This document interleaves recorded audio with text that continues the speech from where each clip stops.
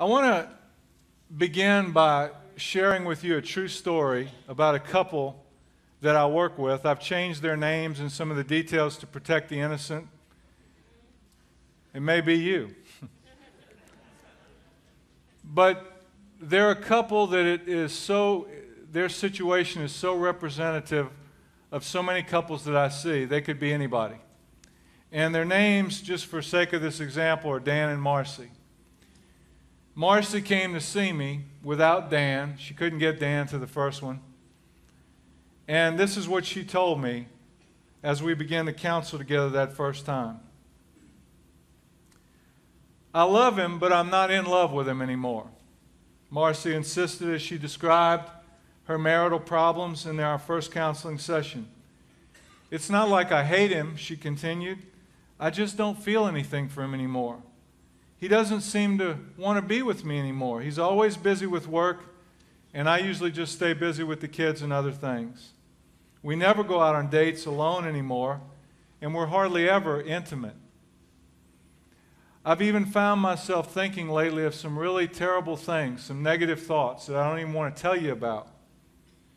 I don't want my marriage to break up, but I can't imagine going on like this. I'm so lonely, and I feel so unloved. What do I do? How many times I've heard that expression? I love him, but I'm not in love with him anymore. Or I love her, but I'm not in love with her anymore. You know, as a marriage counselor, I see far too many marriages, even Christian marriages, that are breaking up. Met with a couple just this morning that it doesn't look good. And my heart was just torn up after the session. The divorce rate is something like 50% or more of all marriages now ending the divorce. The statistics also show by the 2000 census that the divorce rate has increased by 400% since 1960. Marriages are failing all around us. And one of the main reasons is because people fall out of love, or they think they've fallen out of love, or that's what they would say if you asked them. I love him, but I'm not in love with him anymore. I just don't have the feelings that I used to have. And so they think maybe it's time to trade this one in for a new thing. Maybe they can recapture that feeling with somebody else. Well, what happened to Dan and Marcie? What happened to them is what happens to so many other couples. So I want to tell you a little bit about them. They were once, as many of us, madly in love with each other. So what went wrong? After 2 years of courtship, the couple married while Dan was still in college. Marcie worked to help pay the bills. They didn't have much, really, they didn't have much of anything, but they were in love with each other, and they spent lots of time talking and just doing things together. Dan graduated a couple years later and got a good job with a large company. 2 years later, they had their first of 3 children, and Dan continued to climb the corporate ladder. While continuing to work intermittently between the pregnancies, Marcie finally decided, with her husband's support, to stay home with the children and work only part-time.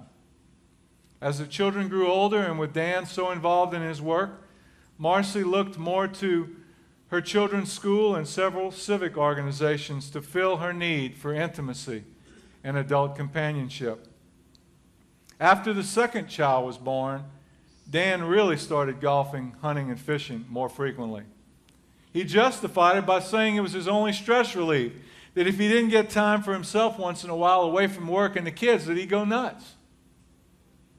As time passed, evenings at home began to revolve around the kids, their homework, or school activities. Any free time was spent doing housework or slumped in a vegetative state in front of the TV. Usually Dan went to sleep first. Marcie frequently spent time on the computer and went to bed later. Dan was usually up early and left the house before Marcie and the kids got up. Weekends involved chores, committee meetings, or Dan participating in one of his hobbies. Family meals and quality time as a couple became very rare. Dan and Marcie seemed to be growing apart, living in their own worlds. They were living more as roommates, quite frankly, than a married couple. What happened? to the love that Dan and Marcie once felt for one another. It used to be that they couldn't wait to see each other, that they couldn't wait to talk to each other, to spend time together. They both loved their kids. They would even say they love one another. But as both would readily admit in counseling later, they were not in love with each other anymore.